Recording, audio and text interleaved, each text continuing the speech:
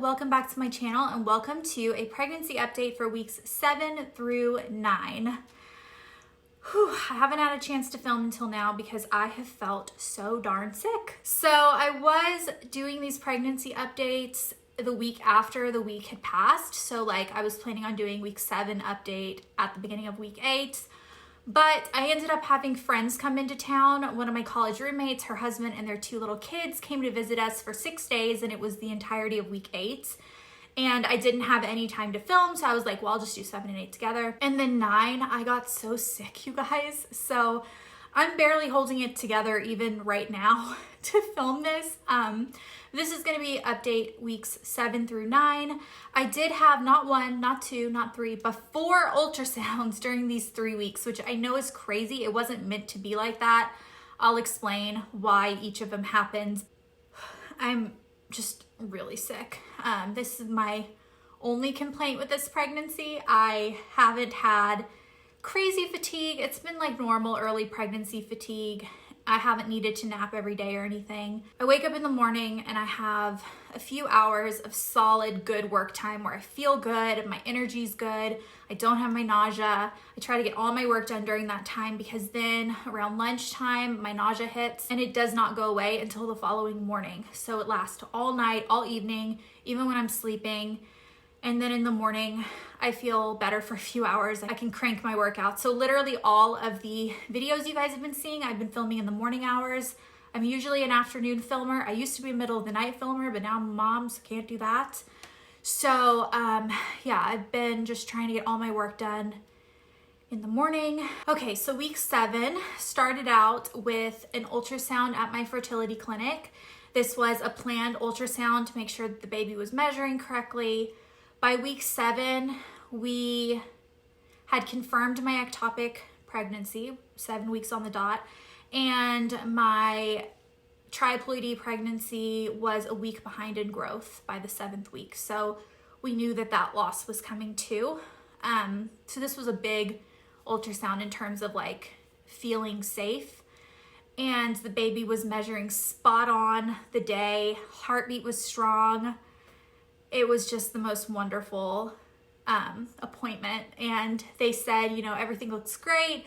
We don't need to see you next week. We'll have you come back at 9 weeks for what will probably be your last scan. And then you'll be released to be with your OB, which is really scary for an infertility patient. So week 7 was great. Week 7 was the first week that I started to have my sickness affect my daily life. It wasn't super extreme yet. It was just in the afternoons I'd have a couple hours of not feeling well, and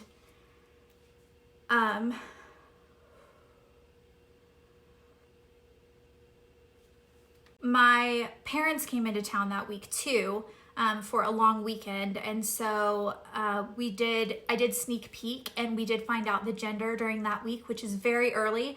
They only just started offering 7-week testing for sneak peek. When I got pregnant with James, it was 9 weeks. And I did do sneak peek with James. It was correct. And so I did it again, and we did a little mini gender reveal. It was really fun. Just when the email came in, we just all went to the living room and we sat down, and Alex and I opened the email together and we saw what it was. We looked at each other, and then we told everyone else what it was. And so it was a big celebration that night. Everyone was drinking except me and James. It was fun though. And then that was pretty much week 7. My parents were in town. It was a good week. It was my last week of feeling even semi-normal before week 8 really kicked me in the butt. So week 8 started, and that was a week where I had scheduled friends from out of town. One of my college roommates and her husband and 2 little kids were going to come visit us. They live out of the country now, and this trip had been scheduled since way before I found out I was pregnant. And in fact, I was specifically not supposed to be pregnant during this time because we were planning on doing the IVF freeze-all and then not transferring in an embryo yet. So when we scheduled the trip, it was going to be really good timing, right before I possibly got pregnant. I'm sorry, you guys. I am so nauseated right now. So they were gonna come in on a Tuesday and stay through Sunday, and so that Monday, which was 8 weeks on the dot, I decided to go to a private ultrasound scan place because I just wanted to check on the baby. 8 weeks is again another big step. My 8-week ultrasound with my triploidy pregnancy, I'm pretty sure was the last one that we had before we then found out that she was no longer alive.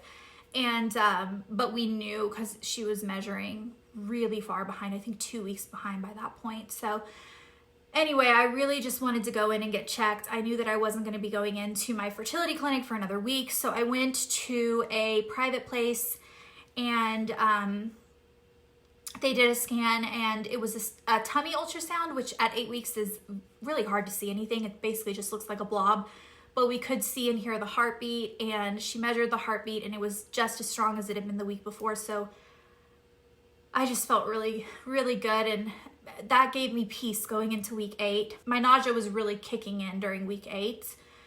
And so my friend and her family came into town. They had 2 littles, 2 and under. So between them and James, we had 3 littles under 3, 3 and under. And so we took them to activities every day.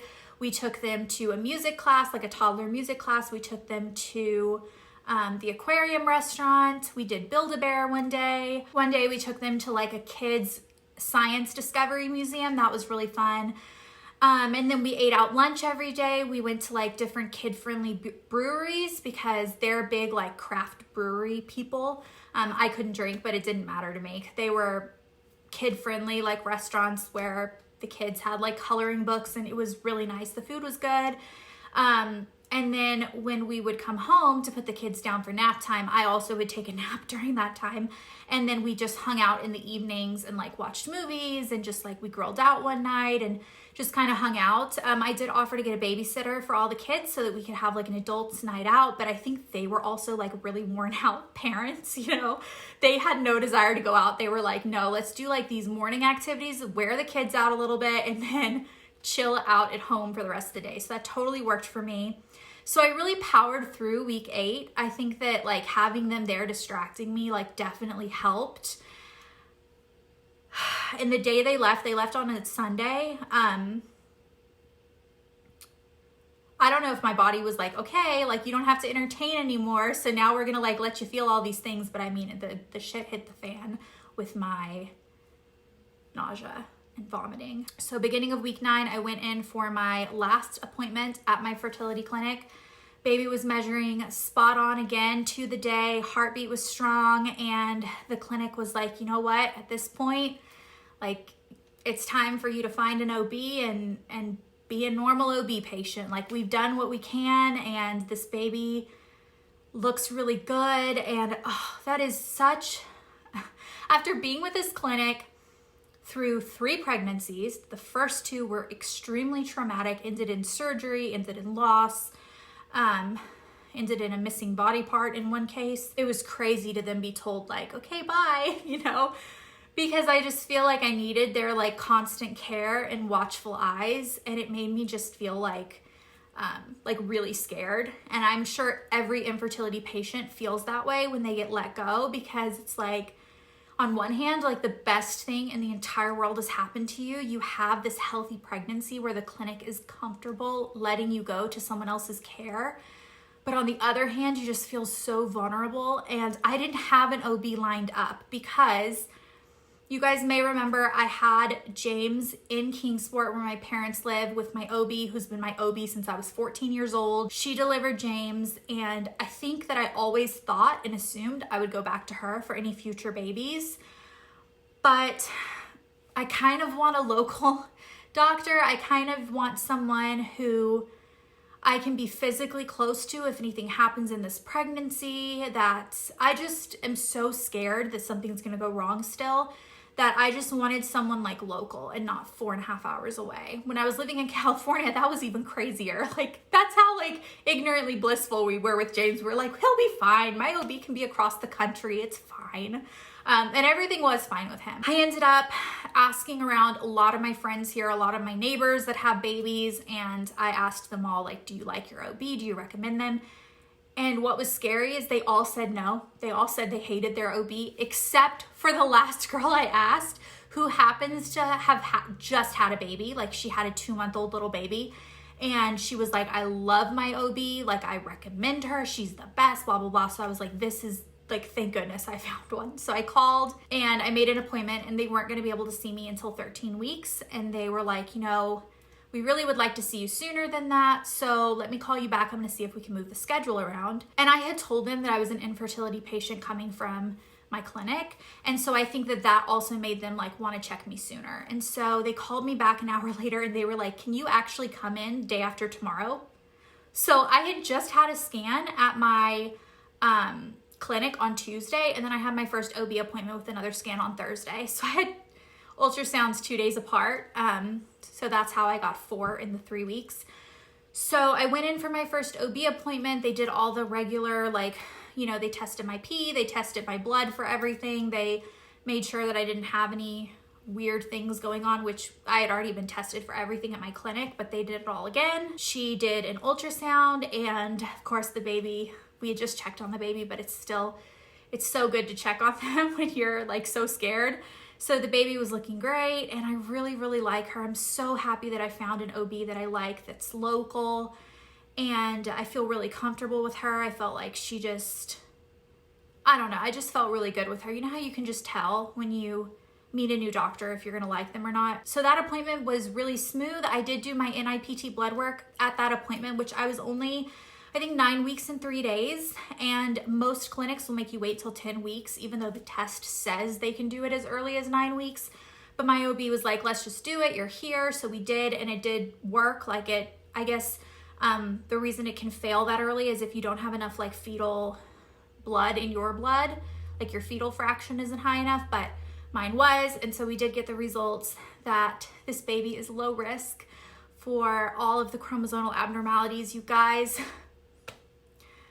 that was like the most beautiful piece of news that I could have been given. Like, that and the anatomy scan are like the two things that are just, I'm just scared to death over, and I'm over one hurdle. So we did find out the gender through that too, and it did confirm the gender that Sneak Peek gave, so those match. So that is definitely the sex of this baby. Right now, I'm feeling really good. I think I felt really peaceful the first couple weeks of this pregnancy, and then I had the subchorionic hemorrhage, and then I got kind of scared, and then weeks 7 and 8 were really hard on me because of my history with losses around that time. And getting the NIPT blood work back and seeing that this baby's low risk meant everything to me. But now I feel like I'm even more scared that something else is gonna happen. I just feel like it's too good to be true that I could have like a healthy baby right now. And oh my goodness. Yeah. So my biggest and only complaint is that I'm super sick, nauseous, and vomiting, which I was also sick with James. Is it worth it to have a baby? Yes.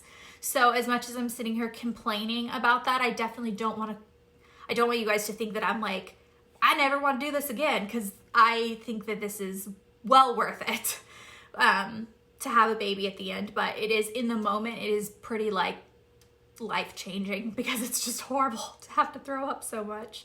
Also, I kind of have this thing where I hate throwing up in toilets. Even like my own toilet that I know's clean, that I've cleaned myself. There's just something about putting my face close to a toilet that makes me sicker. So I've been trying to throw up in like a trash can, which is just, it's just not very good, guys. Okay, so that's my update. I really hope I feel better soon from this nausea. With James, my nausea lasted through week 14. So week 15, I started feeling better. So I still have a while to go. Wish me luck. Okay, I'll see you guys with my next update.